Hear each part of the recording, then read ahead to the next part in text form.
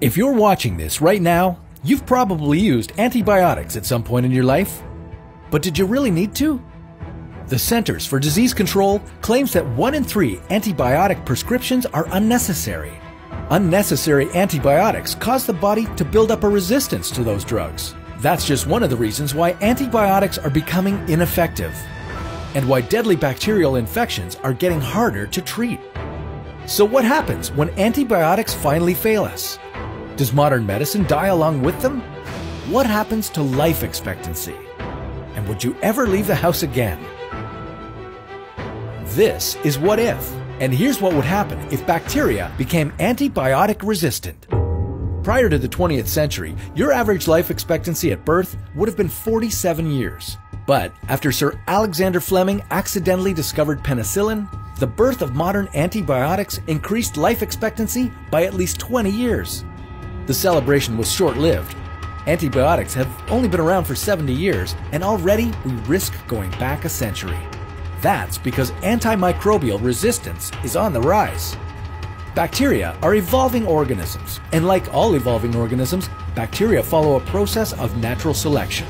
As bacteria mutate, they develop resistant genes, which are passed along in subsequent mutations. This bacteria 2.0, if you will, spreads to different hosts, passing through humans, animals, air, water, or soil. We have an antibiotic for bacteria 1, but it doesn't work on 2.0, and now 2.0 is everywhere. You see the problem? Over the past 30 years, we simply developed new antibiotics to replace the old ones. But now that antimicrobial resistance has become a lot more complex, quick cures are harder to find.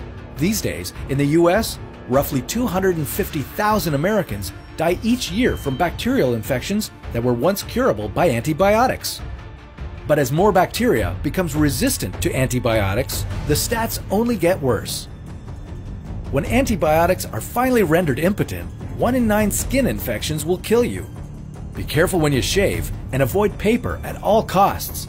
Even the smallest cut can get infected.